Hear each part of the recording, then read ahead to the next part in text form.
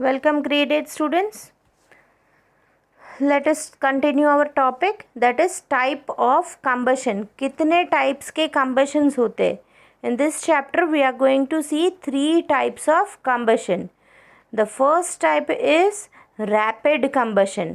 Rapid combustion मतलब जिसमें कोई भी गैस है, it will burn immediately and it will produce heat and light. For example LPG gas जो आपके घर पे गैस स्टोव में जो यूज़ होता है, जैसे ही आप मैच स्टिक उसको नज़दीक लेके आते हो, नॉब ऑन करने के बाद it will immediately catch fire, it will produce heat and light. This type of combustion is known as rapid combustion. ठीक है. Now the second type is spontaneous combustion. Spontaneous combustion मतलब कोई material suddenly burst out कर जाता है into flames. इसमें कोई आग लगाया नहीं होता है, कोई भी सोर्स हीट एप्लीकेशन नहीं होता है, and that is called spontaneous combustion. जहाँ बाहर से कोई भी हीटिंग एजेंट का यूज़ नहीं किया जाता है. That sort of bursting of fire, it is known as spontaneous combustion.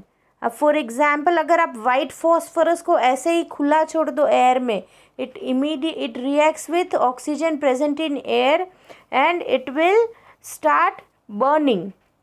ठीक है. So that is known as spontaneous combustion. Right? Forest fire, it is the example of spontaneous combustion. And the third type is explosion. Explosion is a type of combustion जिसमें heat और light के साथ sound भी produce होता है. For example is crackers. Diwali में आप जो भी क्रैकर्स जलाते हो, ठीक है, उसमें हीट प्रोड्यूस होती है ना. काफ़ी बार आप जल गया होगा आपका हाथ. Then it produces light. आप कलर की लाइट्स देखते हो. At the same time it produces sound.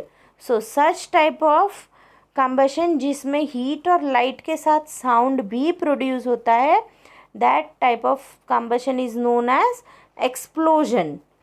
ठीक है. सो हमने इस चैप्टर में 3 टाइप के एक्सप्लोजन्स पढ़े हैं. दैट इज़ रैपिड 3 टाइप के कंबशंस पढ़े. That is rapid combustion, spontaneous combustion and explosion. Now our next topic is flame. जब भी कंबशन होता है उसके साथ ही उसमें हीट और लाइट प्रोडक्शन कभी कभी दोनों होता है, कभी सिर्फ हीट, कभी heat and light. So whenever there is a light production we see a flame coming out, जैसे कि कैंडल. ठीक है. So there in this chapter we are going to see the structure of flame. Flame का structure क्या होता है, उसके 3 layers होते हैं, 3 जोन्स होता है.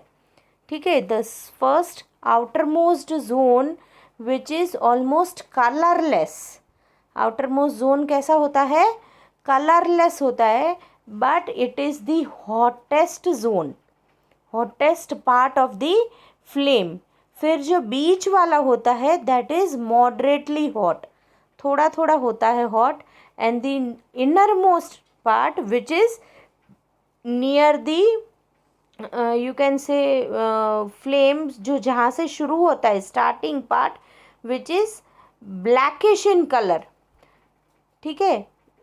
सो देर आर 3 जोन्स. जो आउटर मोस्ट है वहाँ पे ऑक्सीजन लेवल कंप्लीट है, बहुत ज़्यादा है, तो वहाँ पे कंबशन कंप्लीट होगा, no residue will be left, इसलिए वहाँ पे हीट प्रोडक्शन ज़्यादा होगा. कंप्लीट कंबशन होता है आउटर मोस्ट में.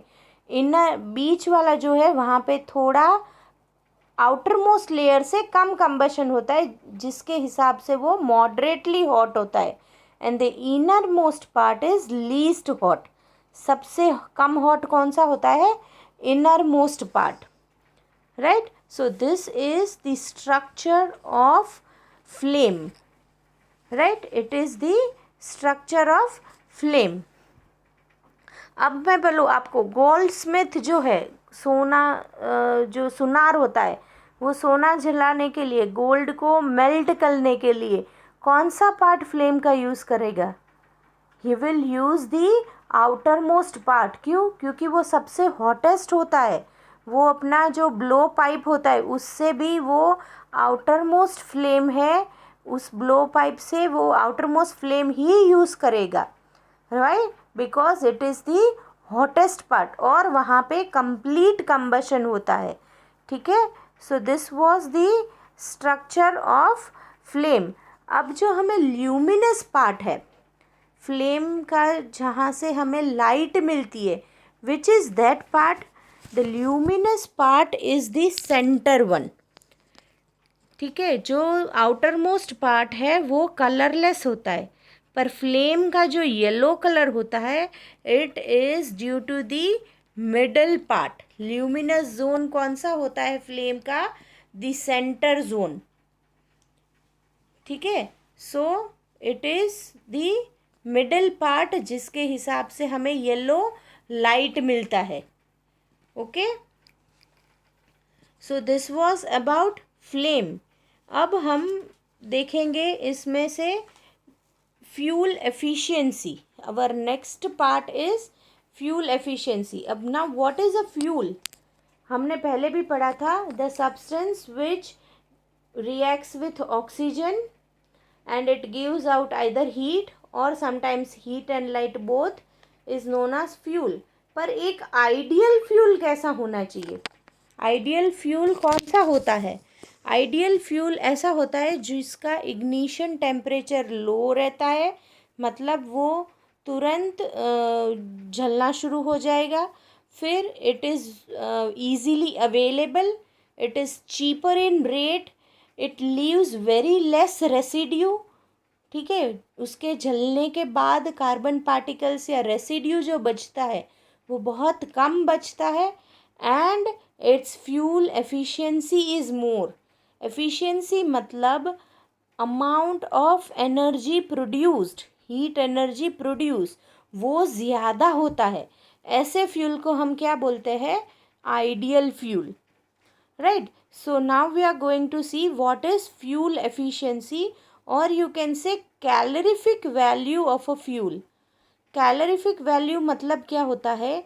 जब आप कोई भी फ्यूल का 1 kg amount, that is 1 kg of any fuel is burned, उसका कंबशन होता है, कंप्लीट कंबशन, तब कितना हीट प्रोड्यूस होता है? The amount of heat produced on combustion of 1 kg of fuel, that amount of heat is known as calorific value of that fuel.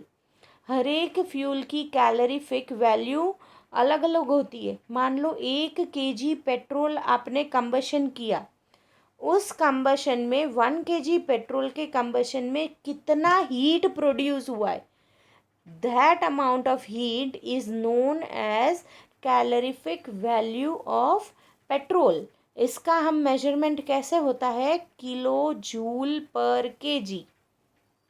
what is the unit of calorific value, or you can say fuel energy efficiency? It is kilojoule per kg।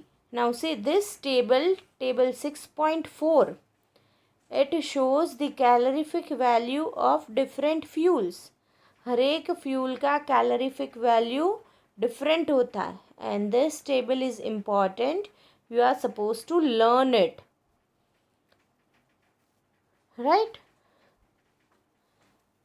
अब तक हमने पढ़ा combustion क्या होता है, flame क्या होता है, इग्निशन टेम्परेचर क्या होता है, पर इतना सारा हीट और लाइट सब प्रोड्यूस करने पर उसका कुछ हार्मफुल इफ़ेक्ट भी होता है हमारे एनवायरनमेंट में। So we are going to see what are the harmful effects of this combustion of this fuel. Combustion of fuel का हमारे एटमॉस्फियर में, एनवायरनमेंट पे क्या हार्मफुल इफ़ेक्ट्स होती है। The first harmful effect is, जो भी फ्यूल हम जलाते हैं उसके रेसिड्यूज़ बच जाते हैं, कार्बन पार्टिकल्स रहते जो धुआं बन के निकलते, इट कॉजेस एयर पोल्यूशन, है ना, it causes air pollution. So the first harmful effect is combustion causes air pollution. then second harmful effect is कि ये सारे एयर पोल्यूशन होने से carbon particles, carbon dioxide, carbon monoxide, ये सारे जो एयर में आते हैं उससे एटमॉस्फेयर का टेम्परेचर और पोल्यूशन बढ़ने से क्या होता है, global warming. Right, the reason behind global warming is air pollution. And the third harmful effect is deforestation. हमें जितना वुड चाहिए, कोल चाहिए, चारकोल चाहिए, उसके लिए हम क्या कर रहे हैं, फॉरेस्ट के फॉरेस्ट काट रहे हैं. ठीक है, जिससे हमारा पूरा इकोसिस्टम का बैलेंस हिल गया है. वी आर कटिंग ट्रीज, जितने कट करते हैं उससे आधे भी प्लांट नहीं करते. Right, so it causes deforestation, और डिफॉरेस्टेशन से पूरा इकोसिस्टम का बैलेंस चला जाता है. Right, and the fourth harmful effect is it causes acid rain. जो भी ये पेट्रोल और डीजल हम दिन भर व्हीकल्स में यूज़ होते हैं, उससे क्या होता है, जैसे कि आप कोल या डीजल जल रहा है, डीजल के व्हीकल्स है, तो उसके एग्जॉस्ट में क्या निकलेगा, सल्फ़र डाइऑक्साइड गैस निकलेगा. और अगर पेट्रोल व्हीकल है तो उसमें क्या आएगा, नाइट्रोजन ऑक्साइड्स निकलेंगे. अब ये जो गैसेस है, those are poisonous gases. Carbon monoxide, sulphur dioxide, then oxides of nitrogen, ये सारे पॉइजनस गैसेस एटमॉस्फेयर में रिलीज़ होते हैं इंडस्ट्रीज़ और व्हीकल्स के एग्जॉस्ट से. राइट, नाउ जब भी बारिश आती है तो ये सारी गैसेस जो एटमॉस्फेयर में प्रेजेंट है, they will react with rain water. They will dissolve and react with rain water. अब इनका रेन वाटर पानी के साथ रिएक्शन होने पे क्या फॉर्म होगा, it will form acid, and this acid will come down to the earth as acid rain. Right, now what happens when there is acid rain. अगर कोई इंसान इस बारिश में भीगता है तो उसको स्किन डिसीजेज हो जाती है. राइट, फिर जो हमारे पुराने पुराने मॉन्यूमेंट्स है, बिल्डिंग्स है, उनका जो बाहर का स्ट्रक्चर अगर मार्बल का है तो ये एसिड रेन वो बिल्डिंग्स को भी डैमेज करते हैं. Then this acid rain damages our crops, our soil. ये एसिड रेन अगर एग्रीकल्चर में हमारे क्रॉप्स पे अगर आता है, then it damages our crops, it reduces the fertility of soil. So indirectly it is been said in this chapter that we should use very less amount of this fuels. You should not undergo the process of combustion unless and until it is necessary, right, to save our environment from all these harmful effects. Right, hope you all would have understood this chapter very well. Go through your notes and your textual exercise, textbook lesson reading properly, and happy learning.